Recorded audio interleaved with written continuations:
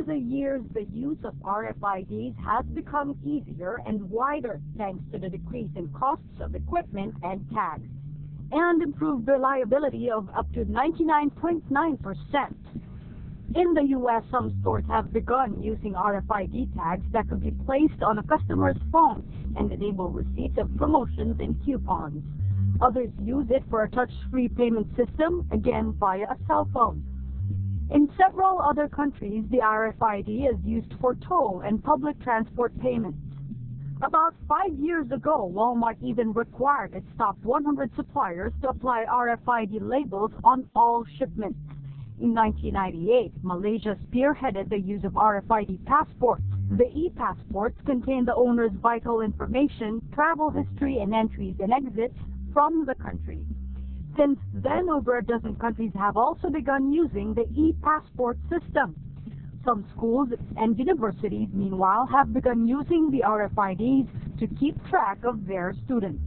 In some schools in Japan and England, the radio chips are put in uniforms, backpacks, and IDs to keep track of attendance, entries and exits, borrowing books from the library, and even buying items from a school shop or cafeteria. One of the oldest uses of the technology, however, is in cattle management, where large ranches would tag their animals not just for identification, but also to identify the herd of origin and keep track of the packing plant that they will end up in. Taking off from those animal tags, some experiments involving microchip implants on humans have been made over the years. In Barcelona, a nightclub owner offered to implant chips on their VIP customers. These chips could be used to keep track of their bar tab.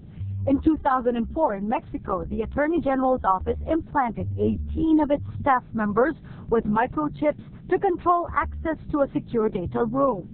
Still, debates over privacy issues rage on, and no country has a large-scale implementation of RFID human implants.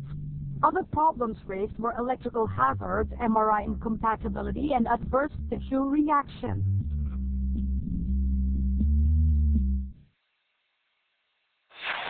So we're joined now by Robert Chang, the president of Moscom Incorporated, which sells a line of internet-aware security solutions using RFID and other technologies. Well, Dick, thank you very much for coming to the show. Thank you for inviting us over. All right, the RFIDs we've already seen from some of the samples that Vince Deason had displayed to us can be used for a variety of purposes, from luggage tracking to access to ABS-CBN.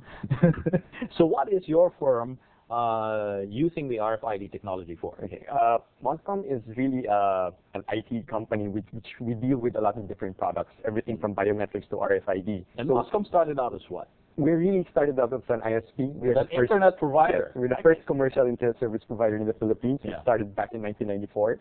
And over the years, we have expanded to other products, including RFID. And so our involvement with RFID is more on the short-range type of applications.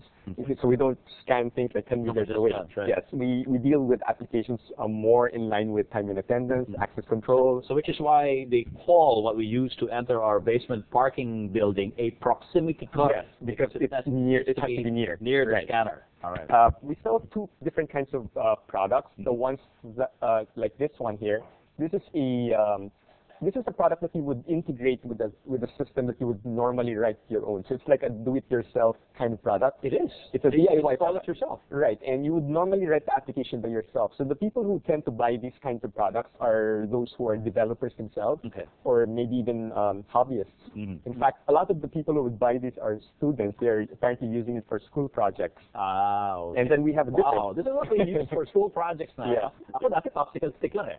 Pero anyway, so tell me, so these are more for security-related applications. More for time and attendance. Our most popular deployment is really for time and attendance. We have a lot of clients who are usually local government units or schools.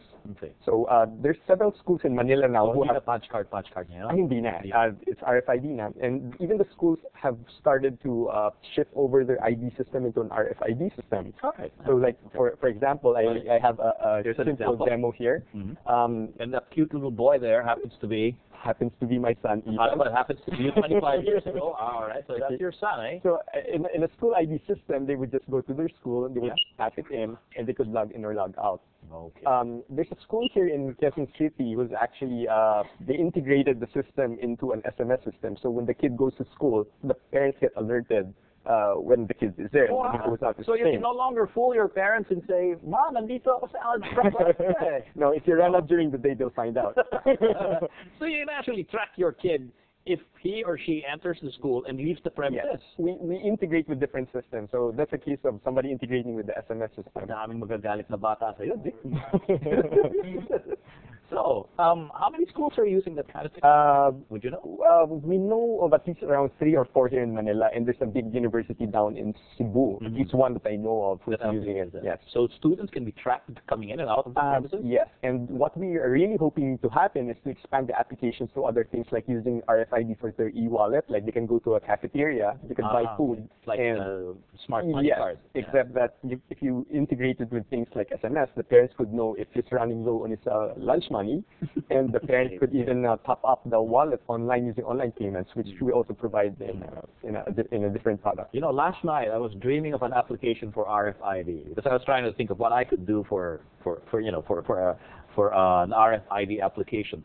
A lot of people line up in drugstores and they say it takes such a long time to process their prescriptions. But what if you had like an RFID health card where the doctor could encode your medical history and then maybe put in your prescriptions there. You go to a drugstore and then they use an RFID reader to scan it. So they no longer have to have you write down That's true. the medicines you need, right? That would be a very So, interesting I say that because I need to patent that now, and Dick here is going to patent it for me. Right. As you're probably aware, there's a big local drugstore chain which has their own card with chips, and they use it mostly for loyalty points. It's just loyalty points. Yes, but there's so much thing you can store in there, and you know things like, as you said, information about yourself. It's called a And as you know, there are people who are also faking other people's prescriptions.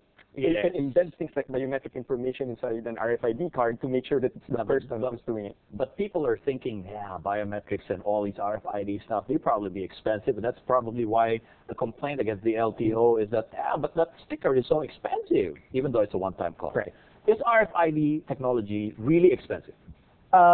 If you compare it to things like barcodes, yes, it is. It is. But as Vince mentioned earlier, it all boils down to economy of scale.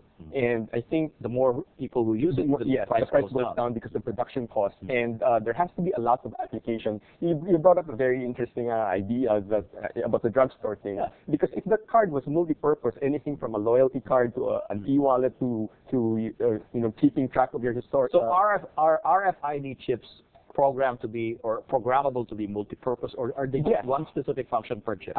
Usually the memory is very small that you cannot really do a lot of things, but it can store sometimes up to 1 kilobyte of data or 2 kilobytes of data, and that's fairly good enough to keep a lot of things. So is my idea feasible? It is.